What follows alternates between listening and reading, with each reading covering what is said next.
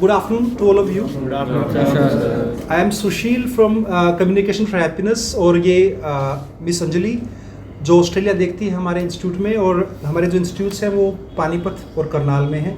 आज का जो सेशन है वो सेशन है कि ऑस्ट्रेलिया के बारे में, अगर आपको ऑस्ट्रेलिया में स्टडी करना है तो आपको क्या क्या पता होना चाहिए। अगर आपको नहीं पता है तो चांसेस बहुत सारे कि आपको जो कंसल्टेंट है वो बेवकूफ़ बना देगा।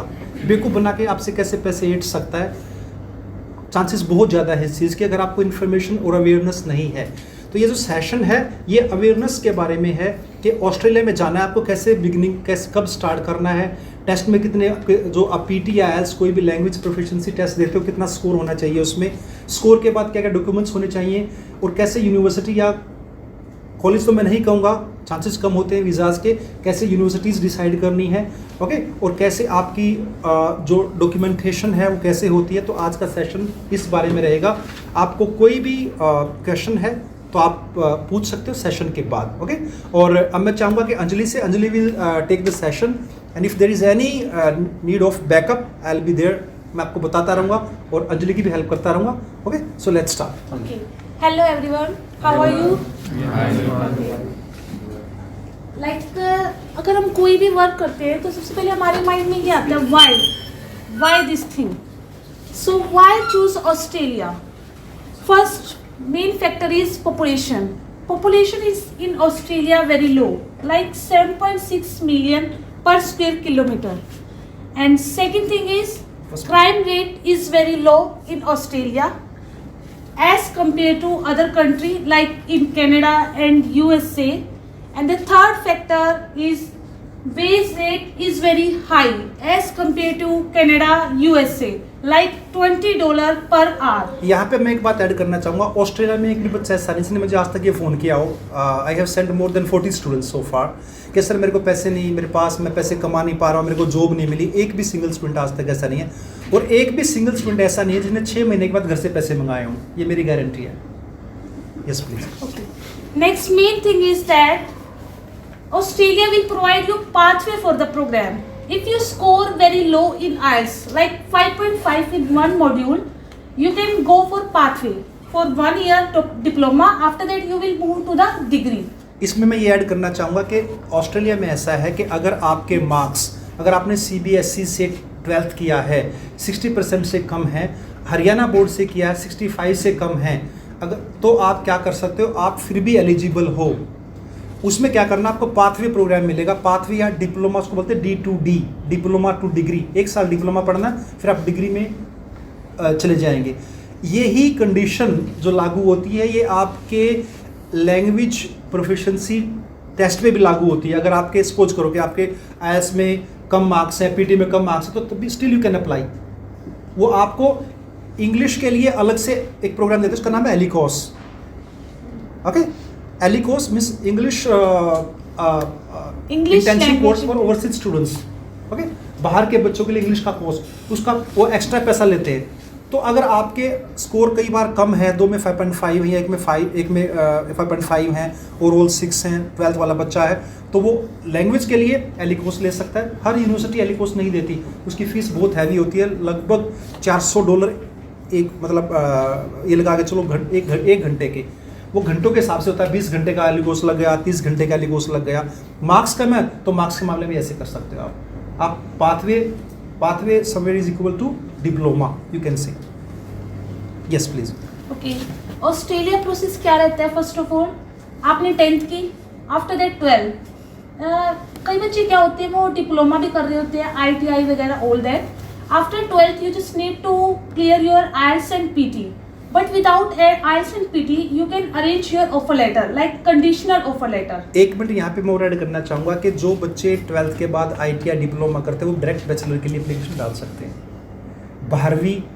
दूसरी बात ये है कि अगर आपने खाली डिप्लोमा कर रखा और 12वीं नहीं कर रखी, तब चांसेस, आप कोशिश करें ITI या पॉलिटेक्निकल के साथ साथ 12th भी करें अगर आपको ऑस्ट्रेलिया के लिए एलिजिबल होना है। ऐसा नहीं कि आप 10वीं के बाद मैंने पॉलिटेक्निकल या 3 साल का, सर नहीं, there is no like space for you, place for you other. आप उसके साथ में 12th भी कीजिए, चाहे भले कोरस्पोंडेंस से कीजिए, ताकि वहाँ के लिए आप एलिजिबल हो जाए। ओके, ये जैसे 12 सर ने बताया आपको 12th डिप्लोमा के साथ आप ओपन से कर सकते हो, लेकिन अगर आपके पास ओनली 12th है तो ओपन बेस पे ऑस्ट्रेलिया में एक्सेप्टेबल नहीं होगी। बहुत एक दो ही कॉलेजेस और यूनिवर्सिटीज़ हैं जो ओपन को वैलिड मानते हैं 12th को, तो कोशिश ये करें 12th ओपन से ना हो। यस, आफ्टर दैट हम क्या करते हैं, इसका ऑफर लेटर मंगवा लेते हैं बच्चे का। बहुत अच्छी प्रोफाइल जो मानी जाती है वो मानी जाती है सीबीएसई बोर्ड से 65% या 60% से अबव मार्क्स हो। एक मिनट, ऑफर लेटर से पहले हम बच्चे की काउंसलिंग करते हैं। भाई बच्चे का हम देखते हैं उसके पास 12th में क्या क्या सब्जेक्ट्स हैं। अगर बच्चा कॉमर्स का है, कॉमर्स में उसका अकाउंट अच्छा है तो हम बिजनेस अकाउंटिंग के लिए जा सकते हैं। अगर बच्चे की इंग्लिश अच्छी है तो ह्यूमन रिसोर्स के लिए जा सकते हैं। अगर बच्चे का एडमिनिस्ट्रेशन अच्छा है तो हम बीबीए या बहुत सारे प्रोग्राम्स ऐसे हैं। या बच्चे को भी कुछ नहीं समझ में आ रहा तो हॉस्पिटलिटी मैनेजमेंट है। अगर बच्चा नॉन मेडिकल का तो हम देखते हैं नॉन मेडिकल में कौन सा अच्छा, उसका अगर केमिस्ट्री अच्छी है तो इन्वायरमेंटल साइंसेज है। अगर उसका फिजिक्स अच्छा है तो बेसिक इंजीनियरिंग में जा सकते हैं, मतलब मैथ और फिजिक्स अच्छा है तो बेसिक इंजीनियरिंग में। अगर उसका मैथ बिल्कुल टॉप का है तो उसके लिए हम डेटा एनालिटिक्स कर सकते हैं। डेटा एनालिटिक्स एक बहुत अच्छा कोर्स है। अगर उसका दोबारा फिर मान के चलो फिजिक्स अच्छा है, फिजिक्स की बात करें तो then we can go for computer. Physics और मैथ अच्छा है तो बहुत अच्छे प्रोग्राम हैं। साइबर सिक्योरिटी है, आर्टिफिशियल इंटेलिजेंस है और डेटा साइंस है, कंप्यूटर साइंस है, आईटी है। वो इसके अलावा बहुत सारे, अगर नॉन मेडिकल वाला बच्चा है, बहुत सारे प्रोग्राम जैसे हैं ऑस्ट्रेलिया में जिनको लोगों को पता नहीं, जैसे कि मरीन साइंस, जो समुद्र का साइंस भाई कैसे कैसे करते हैं, बड़ा सुपर प्रोग्राम है। Agribusiness agriculture, BSc agriculture programs, क्योंकि जो वेस्टर्न ऑस्ट्रेलिया है वहाँ पे मैक्सिमम जो मतलब ये गेहूँ बहुत होता है ऑस्ट्रेलिया में, और एग्री बिजनेस जो ये प्रोग्राम्स हैं, जो एग्री बिजनेस वाले प्रोग्राम्स हैं बहुत वैल्यूएबल है वहाँ पे, बहुत अच्छा चलते हैं, बहुत स्कोप है, पीआर में बहुत हेल्प करते हैं। मेडिकल वाला बच्चा है, मेडिकल वाला बच्चा अगर उसके 7 ईच हैं हर में तो डेफिनेटली वो नर्सिंग के लिए जाएगा, बीएससी नर्सिंग के लिए जाएगा। अगर उसके थोड़े बहुत मार्क्स कम हैं लैंग्वेज टेस्ट में तो वो जा सकता है हेल्थ साइंसेज के लिए, बायोमेडिकल साइंसेज के लिए, बायोमेडिसिन के लिए, और बहुत सारे प्रोग्राम्स हैं ऐसे। तो बच्चे की पहले काउंसलिंग करते हैं प्रॉपर, तो भाई कहाँ पे कौन से रीजन में जाना चाहता है, लाइक तू मेलबर्न, सिडनी, एडिलेड, पर्थ कहाँ पे जाना चाहता है, वहाँ पे कौन कौन सी यूनिवर्सिटीज़ हैं, उनमें कौन कौन से प्रोग्राम्स हैं, प्रोग्राम्स का फ्यूचर क्या है, फ्यूचर मीन्स आने वाले टाइम में प्रोग्राम्स की वैल्यू क्या है, ये हम बताते हैं। क्योंकि हम थोड़ा सा ये मानते हैं औरों से बेटर इसलिए कि हम पढ़े लिखे लोगों की टीम है। ये नहीं कि मैं बीए कर लिया फिर मैंने किसी के पास बैठ के भाई कस्टमर पकड़ना सीख लिया, वो नहीं करते। That is the main thing. हम पूरा स्टडी बताते हैं, इस प्रोग्राम की 5 साल बाद क्या वैल्यू है, इस प्रोग्राम की 10 साल बाद क्या वैल्यू है। क्योंकि जहाज़ में बैठना इंपॉर्टेंट नहीं है, वहाँ जाके आपका फ्यूचर क्या होगा ये भी important. Yes, after offer letter GT process start हो जाता है। ऑस्ट्रेलिया में जीटी प्रोसेस मैंडेटरी है और बहुत ही इंपॉर्टेंट फैक्टर है। जीटी का मतलब है जेन्युइन टेम्पररी एंट्रेंट। इसका मतलब है जेन्युइन मतलब इस बिल्कुल सही बंदा होना चाहिए। टेम्पररी का मतलब हमेशा वहाँ नहीं रहना है। एंट्रेंट का मतलब एंट्री करने वाला, यानी जो बंदा एंट्री कर रहा है वो जेन्युइन होना चाहिए, उसके डॉक्यूमेंट्स, उसके पैसे जेन्युइन होने चाहिए, वो जेन्युइन उसका पर्पस होना चाहिए पढ़ाई के लिए। टेम्पररी का मतलब वो वहाँ पे जाके कहती है हर कंट्री ऐसा कि तो आप यहाँ पे जाके, यानी कि मैं ये पे रहूँगा जी, मेरे को जी मेरे पे उसको कह दो लाइक पीआर दो मेरे को, नहीं। हर कंट्री में रूल रहता है कि आप टेम्पररीली जा रहे हो पढ़ने के लिए। जीटी में क्या होता है, आई will be very fast. GT में क्या होता है, जीटी में आपके जो डॉक्यूमेंट, जो आपके एजुकेशनल डॉक्यूमेंट्स हैं वो चेक होते हैं सारे। आपको they sometimes call you, maximum times they call you, आपको आपका इंग्लिश कैसा है, आपका जो आपने प्रोग्राम लिया आपका उसका नॉलेज कैसा है, आपको कौन कौन पैसा आपका फंडिंग कर रहा है, दे टॉक समटाइम्स। ओके, ये सब आपने जो पैसा दिखाया उसको वेरीफाई करते हैं, बैंक को ईमेल डालते हैं, सोर्सेज पता करते हैं। अगर उनको सब कुछ ओके लगता है फिर वो जीटी क्लियर करते हैं। जीटी से पहले जैसे अंजलि ने बताया 2 टाइप्स के ऑफर लेटर होते हैं, कंडीशनल एक अनकंडीशनल। कंडीशनल का मतलब अगर आपके मार्क्स अभी तक नहीं आए हैं तो आप कंडीशनल ऑफर लेटर मंगवा सकते हो ताकि आपका टाइम बच जाए। ओके, और उसके बाद क्या होता है कि जब आपका जीटी हो जाता है तो पीछे वाले पे जाना, पीपीटी स्लाइड पे, इससे पीछे वाले, हाँ। तो क्या होता है, जीटी के बाद आपका सब कुछ ओके है। कोई भी यूनिवर्सिटी ऑस्ट्रेलिया में सबसे पहले अनकंडीशनल ऑफर लेटर नहीं देती, वो पहले चेक करती है सब कुछ। चेक करने के बाद वो आप जीटी चेक होगा तो आपको वो अनकंडीशनल ऑफर लेटर देगी। उसके बाद बोलेगी फीस भर दो अपनी, फीस भरेंगे आप वहाँ पे जाने के लिए आपको फीस के बाद एक इंश्योरेंस जरूर करवाना पड़ता है, उसको बोलते हैं OSHC, overseas students health cover, बीमा लगा लो, हेल्थ इंश्योरेंस लगा लो, उसके पैसे भरेंगे आप, उसके पैसे भरेंगे, यूनिवर्सिटी को सारी चीज़ें भेजेंगे, वो पैसे भर दिए, मेडिकल करवा लिया, मेडिकल आजकल बाद में हो रहा है, ओके।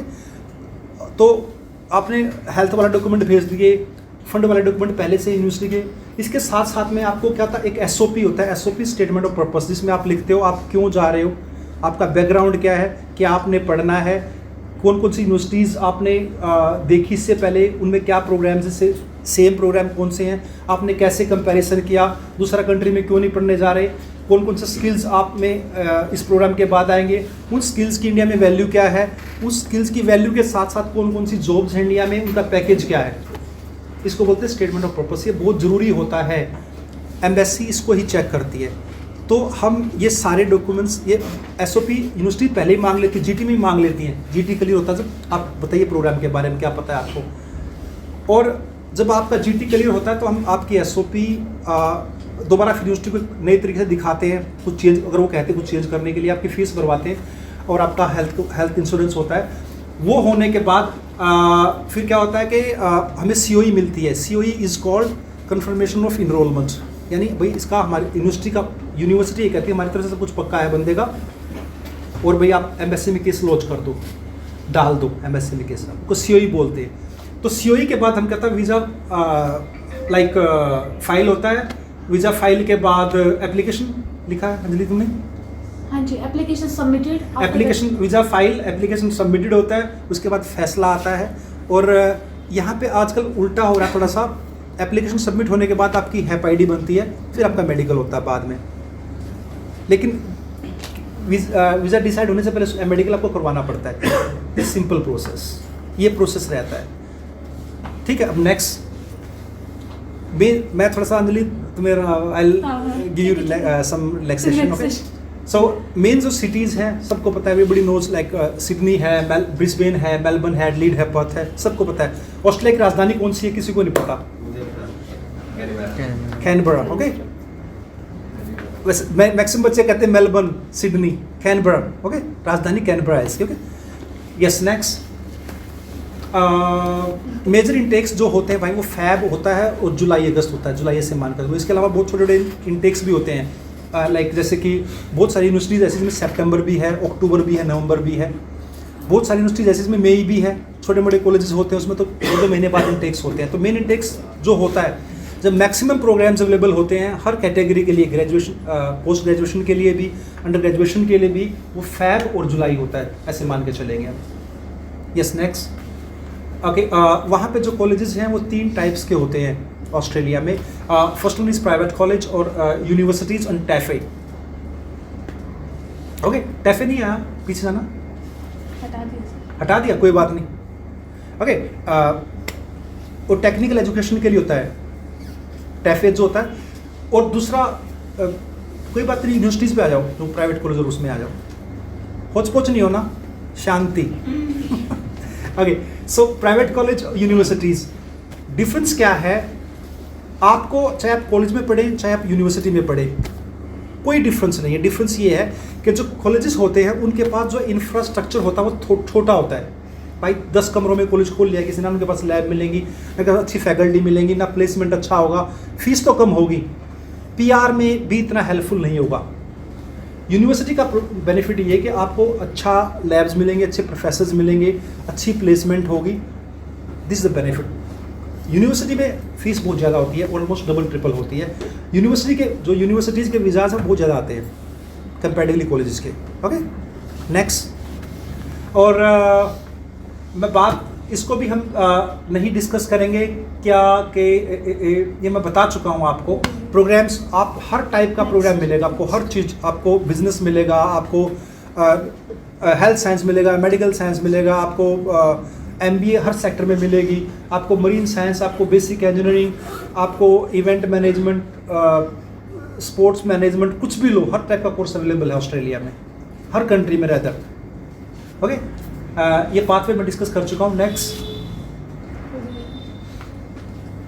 ओके, ये भी मैं आपको बता चुका हूँ कि अगर आप CBSE बोर्ड, देखो क्या होता है 12th के बाद, हम 12th का जिक्र करूँगा यहाँ पे, बच्चा जब जाता है अगर उसके CBSE में 60% से कम हैं तो वो उसको मिलेगा D2D program, diploma to degree program, वो भी 3 साल का है। अगर जिसके 60 से ऊपर है CBSE में, उसको मिलेगा डायरेक्ट डिग्री, वो भी 3 साल का है। फ़र्क कोई नहीं आने वाला। फ़र्क ये है कि डिप्लोमा वाला बच्चा जो जिसके कम मार्क्स हैं वो 1 साल डिप्लोमा पढ़ेगा, 2 साल डिग्री पढ़ेगा। डिग्री उसको सेम ही यूनिवर्सिटी से मिलनी, डिग्री उसको सेम ही दूसरे को मिलनी है। फ़र्क ये है कि डिप्लोमा वाले प्रोग्राम में वीज़ा के चांसेस थोड़े से कम हो जाते हैं। वो भी 3 साल का, वो भी 3 साल का है। अगर आप हरियाणा बोर्ड से हैं तो 65, इतना जल्दी मत करो यार, पीछे चलो। अंजलि कहाँ है? तो यहाँ पे खड़ी है। 60%। ओके, अगर आप हरियाणा बोर्ड से हैं तो आप कोशिश करो, अगर आपको डायरेक्ट डिग्री में जाना तो 65 से ऊपर होना चाहिए, और अगर CBSE में तो 60 से ऊपर होना चाहिए आपका डिग्री के लिए। उससे नीचे है थोड़ा बहुत 54, 5 से लेकर अगर 60 तक है CBSE वालों के तो डिप्लोमा में जाएंगे। इस 64 से नीचे हरियाणा वालों के तो आप फिर भी डिप्लोमा में जाएंगे, फिर डिग्री करेंगे उसके बाद। और ये मैं बता चुका हूँ आपको, बहुत सारी यूनिवर्सिटी जैसे जहाँ पे डिग्री 4 साल की भी होती है, वो डिफरेंट प्रोग्राम्स होते हैं, वो हम यहाँ पे डिस्कस नहीं करेंगे। नेक्स्ट, और ये मैं आपको बता चुका हूँ कि आपका डायरेक्ट 60% है और आप कैसे कैसे एलिजिबल होते हो, ठीक है। लेकिन यहाँ पे मैं एक बात इंपॉर्टेंट बताना चाहूँगा कि आपकी ग्रेजुएशन सेम टाइम पे ही होती है, चाहे आप डिप्लोमा में जाएं चाहे आप डिग्री में जाएं, 3 साल में ही प्रोग्राम पूरा होगा, उसका भी और उसका भी। फ़र्क ये है कि उसके मार्क्स थोड़े से कम है, वो पहले साल बेसिक कोर्सेज पढ़ेगा। बेसिक जैसे कॉमर्स वाला बच्चा उसको अकाउंट पढ़ाएंगे, मैथ्स पढ़ाएंगे, इकोनॉमिक्स पढ़ाएंगे, साइंस वाले को दूसरे थोड़े बेसिक कोर्स पढ़ाएंगे, फिर वो बाद में सेकेंड ईयर में दोनों एक ही क्लास में बैठेंगे। नेक्स्ट, और यहाँ पे एक बात और है कि पाथवे में बता चुका हूँ आपको। पाथवे का मतलब ये है कि अगर आपके मार्क्स कम हैं, अगर आपके लैंग्वेज टेस्ट में स्कोर कम है, तब भी आप बहुत सारे प्रोग्राम्स ऐसे हैं जो आप वहाँ पे पाथवे के थ्रू कर सकते हो। आप जाएंगे, पहले तो 6 महीने का कोर्स करेंगे और कोर्स के बाद आप एलिजिबल हो जाएंगे। बहुत सारे बच्चे से 52% मार्क्स उनको बाद में मास्टर करनी है, तो 52 वाले को तो मास्टर कर नहीं सकता वहाँ पे, तो उसके लिए क्या होता है, पाथवे होता है। पाथवे करेगा बच्चा पहले और फिर वो मास्टर में जाएगा,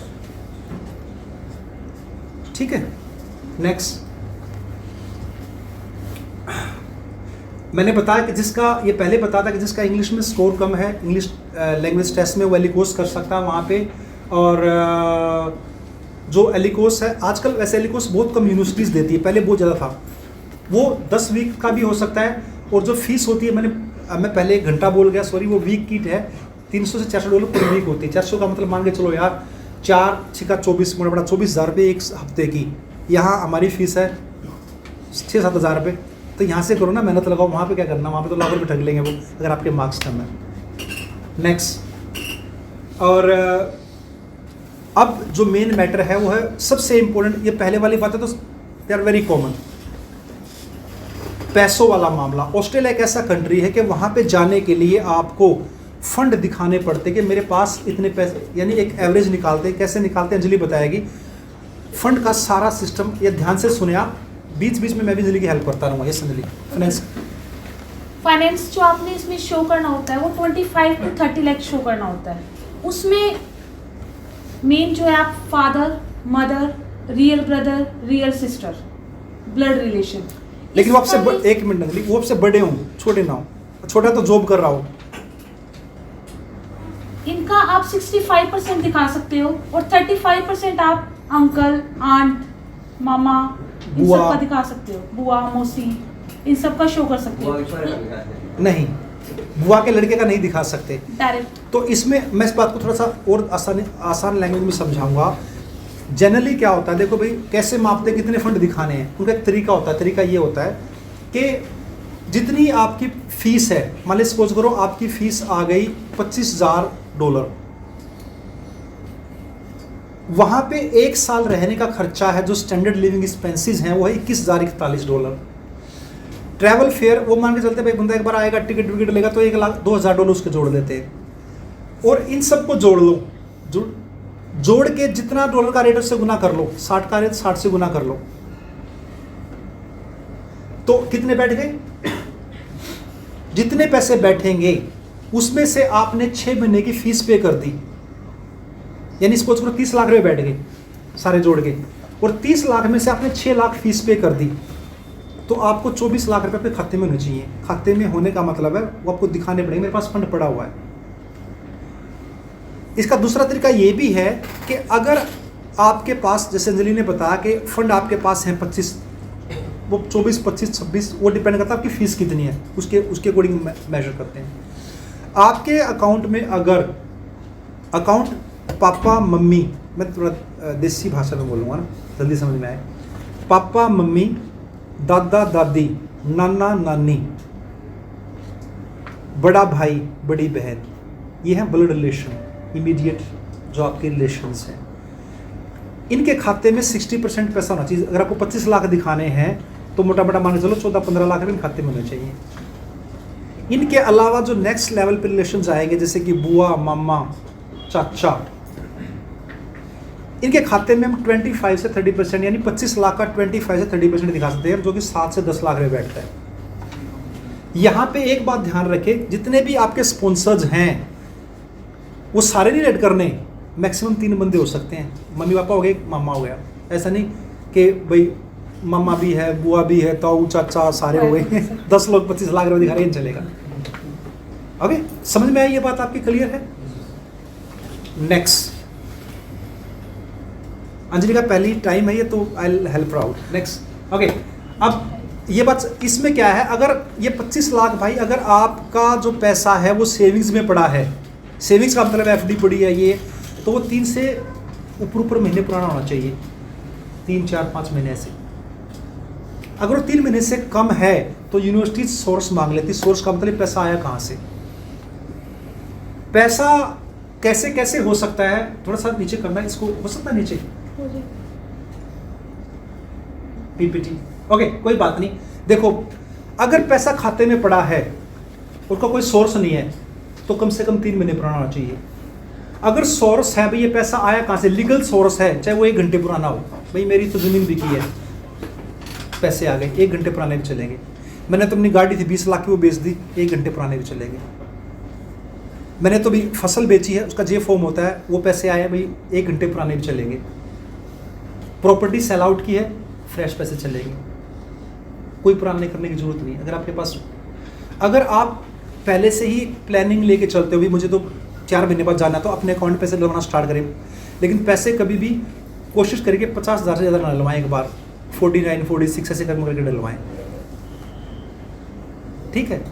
तो वो पैसे जब 3 महीने पुराने हो जाएंगे, then we can start the case. उसको यूनिवर्सिटी को थोड़ा सा कन्विंस कर सकते हैं, भाई बंदे के पास पैसे 3 महीने से पुराने पड़े हुए हैं, तो they can bear the expenses. तो पहली बात तो ये कि पैसा अगर आपने वैसे बिना सोर्स के इकट्ठा किया, बिना सोर्स का मतलब लीगल सोर्स नहीं, किसी मांग के इकट्ठा कर लिया, भाई 5 लाख दे दे, भाई 4 लाख दे दे, तो आपको 3 महीने पुराना करना पड़ेगा। अगर आपके पास फ्रेश पैसा, तो कैसा हो सकता है वो, एजुकेशन लोन हो सकता है, आप प्रॉपर्टी के अगेंस्ट लोन ले सकते हो, घर पे लोन ले लिया भाई, और पर्सनल लोन ले सकते हो। लेकिन ध्यान रखो, जो लोन अगेंस्ट प्रॉपर्टी और पर्सनल लोन है वो 10 लाख से ज़्यादा नहीं होना चाहिए, यूनिवर्सिटीज़ मानती नहीं उसको। यानी कि घर पे लोन ले लिया 50 लाख का, जी काम हो गया, ऐसे नहीं चलेगा। नेक्स्ट, जे फॉर्म सबको पता है, जो फसल बेचते हैं, जो जिनके पेरेंट्स जो हैं वो एग्रीकल्चर में है, जैसे धान बिकेंगे तो आप धान के भाई आप 10 लाख के फॉर्म कटवा लो, जे फॉर्म, तो चलेंगे, फ्रेश चलेंगे, चाहे 1 दिन पुराने हो, 1 घंटे पुराने हो। बशर्ते क्या है, कंडीशन क्या है कि वो पैसा उसी आढ़ती के अकाउंट से आपके पापा के अकाउंट में आया होना चाहिए, वो चेक होता है सारा। प्लस आपके पास लैंड की, जो ज़मीन की फ़र्द होनी चाहिए। अगर फ़र्द नहीं है, फ़र्द का मतलब समझ गए हो मेरी बात, भाई किला तो एक नहीं, और जे फॉर्म 20 लाख के कटवा दिए, वो चेक हो जाता है। कई बार फ़र्द मांग लेते, फ़र्द दिखाओ। अगर किसी के कोई लीज पे लैंड लेके उसका लीज एग्रीमेंट बन जाता है, भाई इस बंदे ने, रामलाल ने सोहनलाल से 10 किले लीज पे लिए, तो जे फॉर्म उस बंदे के नाम से कट जाता है, वो पैसे भी चले जाते हैं। ये भी एक तरीका है। ओके, यहाँ पे एक बात अंजलि, बहुत खास बात है, मैं ये कहता हूँ, फंड अरेंज करना कोई मुश्किल नहीं है। एजेंट क्या करते हैं भाई, 5 लाख रुपए लगेंगे फंड के, लेकिन अगर आपको सारे तरीके पता हो ना, तो हर कोई बंदा अरेंज कर सकता है। नहीं भी कुछ गाँव में एक प्लॉट है यार, बेच दो यार, समझ रहे मेरी बात? 5 लाख देने की बजाय तो आपके पास कुछ तो है। बहुत सारे तरीके और भी, एक जिनके पेरेंट्स का करंट अकाउंट है। अंजलि, करंट अकाउंट को कैसे? करंट अकाउंट है अगर किसी ने बिजनेस वगैरह कर रहे हैं और करंट अकाउंट में ट्रांजैक्शन डेली अप डाउन्स में हो रही है और उसकी टर्नओवर 1 करोड़ से अबो है, तो आप क्या कर सकते हो, उसमें पैसा डलवा के किसी से थर्ड पार्टी से उसका 25% तक, यानी 1 करोड़ की टर्नओवर होना है एक साल में, तो 25 लाख रुपए करंट अकाउंट से निकलवा के सेविंग्स में ट्रांसफर करवा लो। वो चाहे 1 दिन पुराने वो भी चलेंगे, वो भी चलेंगे, लेकिन आपको वो पैसे सेविंग्स में ट्रांसफर करने पड़ेंगे। किसी की अगर फादर की या भाई की, चाचा की, ताऊ की कंपनी है, उसमें से निकल लो यार के पैसे दे रहे हो एजेंट को। नेक्स्ट, पीछे एक बार पीछे, इसमें से यहाँ पे ये ओल्ड फंड्स, आपके फंड भाई आपके पास LIC हो, GPF हो, PPF हो, सेविंग अकाउंट, FD, ये ओल्ड फंड हो सकते हैं। यानी FD है 4 महीने पुरानी चलेगी। और आपके पास LIC में यहाँ पे एक बात ध्यान रखें, कौन सी है LIC वाली बात? एक जो अमाउंट आपने जिस अमाउंट से वो करवाई है, फिक्स्ड अमाउंट जो होता है LIC, और एक होता है मैच्योरिटी अमाउंट, जो स्टार्टिंग वाले इनिशियल जो आपने पेमेंट पे किया है ना, वो वाली कंसिडर होगी। और GPF PPF का क्या रहता है, वो हमारे पास होता है अमाउंट, लेकिन वो अकाउंट में ट्रांसफर होना चाहिए, तब भी वो ये नहीं कह सकता मेरे पापा के खाते में PPF में 10 लाख पड़े चल जाएगा, नहीं चलेंगे ऑस्ट्रेलिया में। आपको वो पैसे अपने सेविंग्स में ट्रांसफर करने पड़ेंगे। और एजुकेशन लोन की खास बात यहाँ पे सुन लो भाई, बहुत सारे बच्चे पूछते हैं मुझसे, शहर में प्रॉपर्टी होनी चाहिए, उसको मिलेगा एजुकेशन लोन। आपको वो प्रॉपर्टी मॉर्गेज करनी पड़ेगी, आसानी से मिल जाएगा, कोई परेशानी नहीं है। इसमें सैंक्शन लेटर लगता है जब हम फाइल आपकी लॉन्च करते हैं। सैंक्शन GT में भी लगता है, वो सैंक्शन लेटर के साथ साथ कई बार मांग लेते हैं आपने कौन सी प्रॉपर्टी वहाँ पर रखी है, उस प्रॉपर्टी के डॉक्यूमेंट दो में, समझ रहे हो? 2 चीज़ें होती हैं, एक लॉन्च सैंक्शन लेटर, सी वैल्यूएशन रिपोर्ट और रजिस्ट्री। यहाँ एक थोड़ा सा बात यहाँ पे ऐड करना चाहूँगा, एक सेल डीड होता है, एक सेल डीड एग्रीमेंट होती है, उसका बताओ क्या होता है? बहुत सारे बच्चे कंफ्यूज हो जाते हैं उसमें। एक सेल डीड एग्रीमेंट होता है, एक सेल डीड होती है। एग्रीमेंट में क्या होता है, बस हमने सिंपली एक लिखवा दिया कि वो भी मैंने पर्सन उसको बेच उसको मैंने बना ले लिया, उससे 20 लाख रुपए इंग्लिश में लिखवा दिया, वो चलेगा नहीं, वो नहीं चलेगा। फिर दूसरी थोड़ी सी बात यहाँ पे मैं ऐड करना चाहूँ, जितने भी डॉक्यूमेंट आप देंगे ऑस्ट्रेलिया में सब इंग्लिश में होने चाहिए। रजिस्ट्री भी इंग्लिश में, बयाना भी इंग्लिश में, सब कुछ इंग्लिश में, हिंदी में नहीं चलेगा। तो आप सेल मतलब डीड होना चाहिए आपके पास, डीड का मतलब प्रॉपर बयाना, प्रॉपर रजिस्ट्री, और रजिस्ट्री के पैसे में खाते में आए वो माना जाएगा और नहीं माना जाएगा। प्रॉपर RTGS कॉलेज तो मान लेते हैं, एजेंट बहुत सारे क्या करते हैं 10 लाख में ठेका कर लिया, उसमें वो एग्रीमेंट मान लेते हैं कॉलेज भी, मैंने सुबह से 20 लाख रुपये प्लाट इसके नाम दे दिया इसको और ये 20 लाख रुपये आ गया, लेकिन कॉलेज में वीज़ा नहीं आता, बहुत कम आता है, सिर्फ 5%, 5 से भी नीचे आता है। नेक्स्ट, और ये आपको बता चलिए आप कौन कौन से स्पॉन्सर्स हैं जो, एक बार मैं यहाँ पे थोड़ा सा रुकना चाहूँगा। सर टाइम कितना हो गया? 28 मिनट्स हो गए, तो 5 मिनट में मैं वाइंड अप करना चाहूँगा, वरना वीडियो बहुत लंबा हो जाएगा। Okay, I be a bit faster, लेकिन मैं अंडरस्टैंडिंग जो हमारा है उस पर फोकस रखूँगा ताकि आपको बात समझ में आए। नेक्स्ट क्या होता है, जो आपको मैंने डिस्कस कर दिया, आप कौन कौन सा आदमी आपको स्पॉन्सर कर सकता है। आपके पेरेंट्स हैं, आपके ग्रैंड पेरेंट्स हैं, वो दोनों साइड से हो सकते हैं, मैटरनल और दूसरा है पैटर्नल, दोनों साइड से, मामा वाली साइड से भी, आपके दादा दादी नाना नहीं था ना, दादा दादी नाना नानी, दोनों साइड से हो सकते हैं। सिबलिंग्स आपके भाई बहन, ब्रदर सिस्टर्स, जनरली अगर वो बड़े हो तो, छोटा हो तो जॉब करना, उसका सोर्स ऑफ इनकम होना चाहिए, कोई जॉब कर रहा है, प्रॉपर प्रूफ हो वहाँ से पैसे आ रहे हैं। यानी कि मेरा भाई 8वीं क्लास में पढ़ता है, 20 लाख रुपये इसके खाते में डलवा दिए। 8वीं क्लास वाला बंदा 20 लाख रुपये कहाँ से लेके आएगा यार। ओके, नेक्स्ट क्या होता है, अंकल, अरे भाई पीछे चलो, अंकल आंट, जो मामा दादा मामा बुआ, 20 से 25% टोटल अमाउंट जितना दिखाना है उनके अकाउंट में भी चल सकता है। और ये नहीं चलेंगे कजन्स, मेरे ताऊ का लड़का है जी, मेरी बुआ की लड़की है जी, मम्मा के साले की लड़की है जी ये नहीं चलेगा। और डिस्टेंट रिलेटिव्स नहीं चलेंगे। डिस्टेंट रिलेटिव का मतलब जैसे कि बहुत दूर का हो, मतलब समझ गए होगे ना, इससे हमारा लेन देन था जी बहुत पहले जी, ऐसे नहीं चलेगा। ओके, नेक्स्ट, और ये सबसे खास बात मैं छोड़ा करके बताऊंगा भाई, इसमें है आपको क्या करना है। इसके अलावा जो बंदा पैसे दिखाएगा उस बंदे की ITR होनी चाहिए 2 साल की, कम से कम हर बंदे की 2 साल की ITR होनी चाहिए। उसका आधार पैन होना चाहिए उसी बंदे का, और उसके साथ साथ जो आपकी प्रॉपर्टी है, पूरी प्रॉपर्टी, इसमें आपकी ज्वेलरी आ गई, आपका बैंक बैलेंस आ गया, आपका इमूवेबल प्रॉपर्टी है, लैंड है, सीए से एक रिपोर्ट बनती है, इसको बोलते हैं नेटवर्थ रिपोर्ट, वो बनवानी पड़ेगी आपको। भी हमारे पास 2 करोड़ की प्रॉपर्टी है भाई, इसको इससे क्या होता, हम एमएससी को कन्विंस कर पाते हैं कि बंदे का जो फाइनेंशियली ही और शी इज़ वेरी साउंड, ताकि वो फील करे आपको वीज़ा देने में भी फंड भी ओके हैं भाई, पीछे का बैकग्राउंड भी काफ़ी अच्छा है, एजुकेशन भी अच्छी है, कोर्स भी रेलेवेंट है, आपके वीज़ा के चांसेस बढ़ जाते हैं। तो इसमें ये बात है। और दूसरी बात यहाँ पे मैं ये हो गया हमने सारा, प्रॉपर्टी आप एफडी कराएंगे। नेक्स्ट, ये जो अगर आप एजुकेशन लोन करवाएंगे तो लोन खाते में आना चाहिए, लोन लेटर नहीं चलेगा खाली, वो लोन आपके अकाउंट में ट्रांसफर होना चाहिए, दैट इज़ मैंडेटरी। और उसको डिसबर्समेंट लेटर है, जो लोन सैंक्शन लेटर है, उसके साथ साथ जो इम्बर्समेंट लेटर है नहीं वो चाहिए, और आपको वो पैसा अपने अकाउंट में ट्रांसफ़र करवाना पड़ेगा। और इसमें जनरली क्या होता है कि बच्चे पूछते कितना लोन करवाऊँ जी मैं, हम कहते हैं कितना ही करवा लें, वो आपकी प्रॉपर्टी पे डिपेंड करेगा। अगर आपका लोन 50 लाख का तो आपको कुछ नहीं दिखाना, ना फीस भरनी, दिखाना भी इसमें होगा, फीस भी उसमें हो गई। 30 लाख का लोन है, सब कुछ काम उसमें चल जाएगा। लोन 20 लाख का है तो 20 लाख तो आपके वो चल गए, 10 लाख आप और दिखाइए खाते में।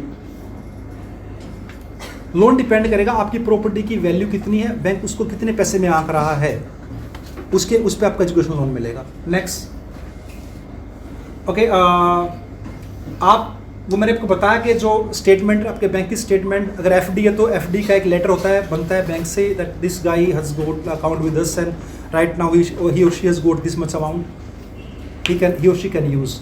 एफडी का लेटर बनता है। स्टेटमेंट होती है, स्टेटमेंट में नीचे आप लास्ट में बैंक का मोहर लगेगा, सिग्नेचर होगा, ईमेल आईडी फ़ोन नंबर दोनों पे होना चाहिए, ताकि एम्बेसी या जो यूनिवर्सिटी को वेरीफाई कर सके। और नेक्स्ट, ये बैलेंस मैंने आपको बता दिया है, और इसमें आगे कुछ बताने का नहीं है। अगर मैं सारी बातें बताऊंगा फिर अब मेरे पास क्यों आएंगे पैसे देने के लिए।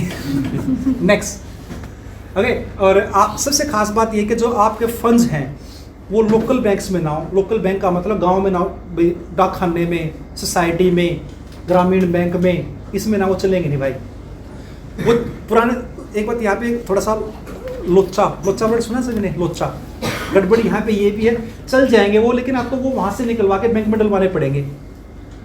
पुराना दिखाने के लिए हम उनसे लेटर ले लेते हैं, भी देखो हमारे अकाउंट, ये मेरे वहाँ ग्रामीण बैंक में थे, वहाँ मेरे इतने पुराने पैसे पड़े थे, मैंने आप ट्रांसफ़र करवाए, तो वो पुराने पैसे माने जाते हैं वो भी, लेकिन आपको वहाँ नहीं चलाना, वो ट्रांसफ़र करवाने पड़ेंगे।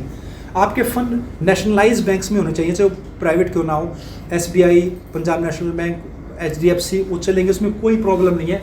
और पब्लिक सेक्टर पे दूसरे बैंक्स भी हो सकते हैं, देखिए मतलब रीजनल रूरल बैंक्स नहीं चलेंगे, ये शायद अंजलि ने यहाँ पे थोड़ा सा, रीजनल का मतलब जो लोकल बैंक्स है वो नहीं चलेंगे, है ना, वो भी नहीं चलेगी, वो लीगल नहीं है।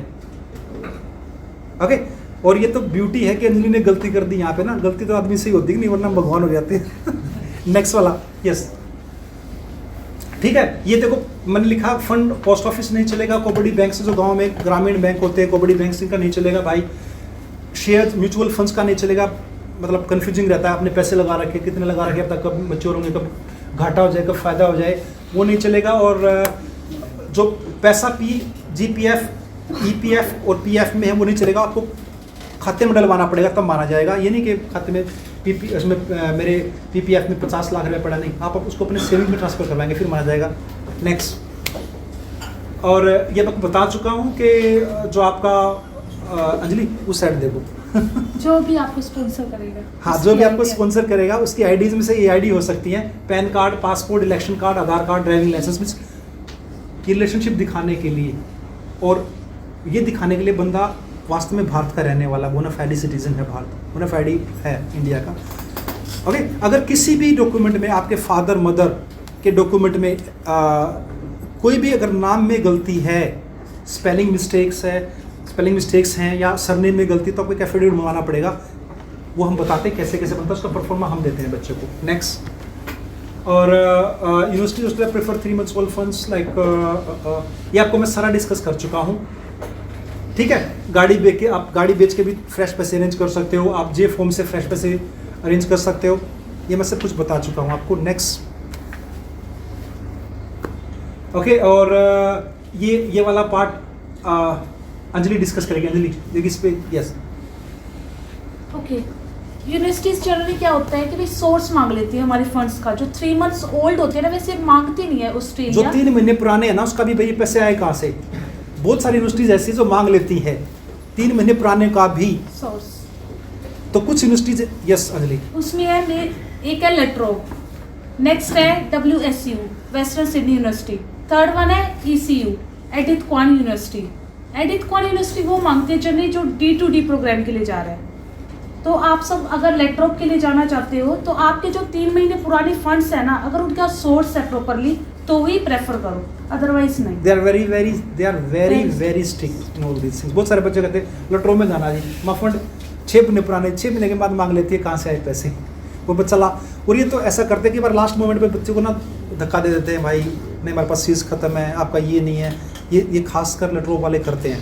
नेक्स्ट, ओके, क्या नहीं चलेगा? बहुत सारे लोग कहते हैं जी मैं सोना बेच दूँ अपने घर का वो पैसे नहीं चलेंगे।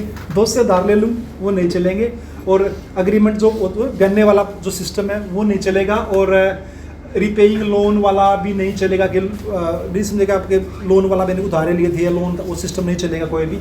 और थर्ड पार्टी से किसी, वो भी यही सेम आता दोनों में, तीसरी पार्टी से उधारे ले लिए, भाई मैंने अपने दोस्त से 10 लाख रुपए लिए, वो पैसा भी नहीं चलेगा। यानी इस टाइप में पैसा आप जो शो मनी है वो नहीं दिखा सकते। नेक्स्ट, ओके, ये डॉक्यूमेंट्स आपको रिक्वायर्ड होते हैं जब when we launch the file, we need soft copies of these documents. Form 956A ECOE like confirmation of enrolment, health cover letter और हैप आईडी। ये हैप आईडी बाद में होता है, आजकल बाद में जनरेट होता है। और पासपोर्ट के सारे पेजेस कलर्ड नोटराइज्ड होने चाहिए। जितने भी आपके डॉक्यूमेंट्स हैं सबके कलर्ड कॉपी नोटराइज्ड होनी चाहिए। ये मैक्सिमम हर कंट्री में चलता है। और SOP, that is the best part है SOP। SOP पे आपका सब कुछ खेल डिपेंड करता है। अगर आप हमारे स्टूडेंट नहीं हैं, आप बाहर से अपनी फाइल, SOP पे ही सारा दम है। बहुत सारे लोग कॉपी पेस्ट मार देते हैं, टाइम नहीं होता क्योंकि मत केस लगाने हैं। हम कोशिश करते हैं कि बेस्ट क्वालिटी दी जाए। और SOP अगर आप हमसे लिखवाते हैं किसी भी कंट्री के, हम 5,000 रुपये लेते हैं बच्चे से। हम खुल के लेते लीगल तरीके से लेते हैं। आपको मेरे करंट अकाउंट पे करना है विद GST। ओके, सो ये डॉक्यूमेंट्स हमें चाहिए फाइल लॉजिंग के टाइम। नेक्स्ट,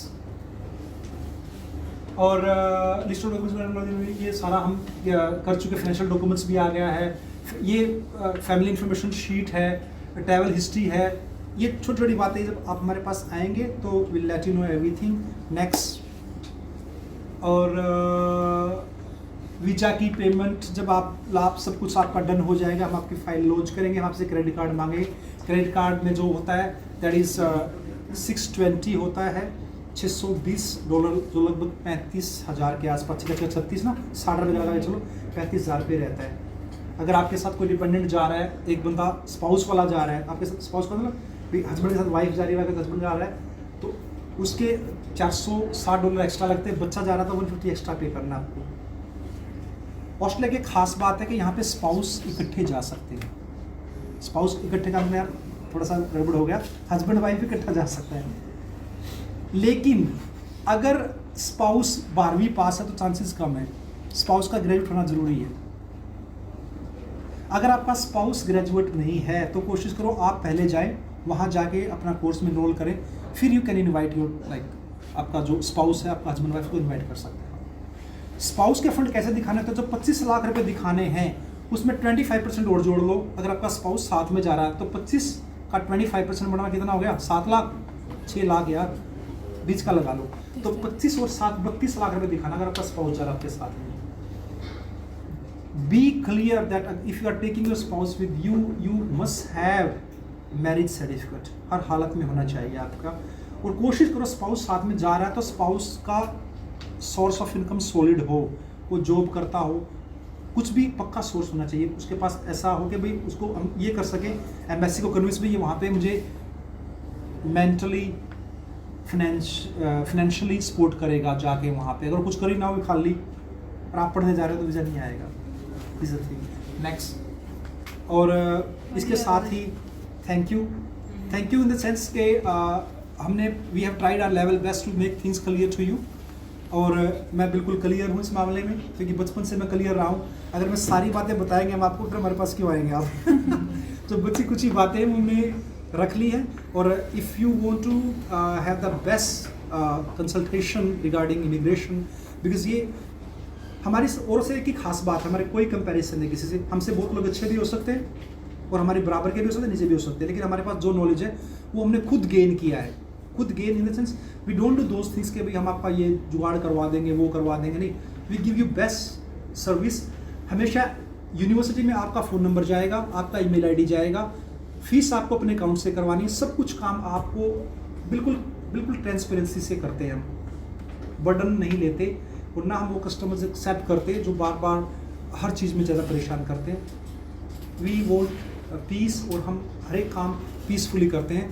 और इसके साथ I like to thank Anjali, बल्कि अंजलि को मेरा धन्यवाद करना चाहिए। Okay, it's over, thank you very much. Okay, sir. Thank you.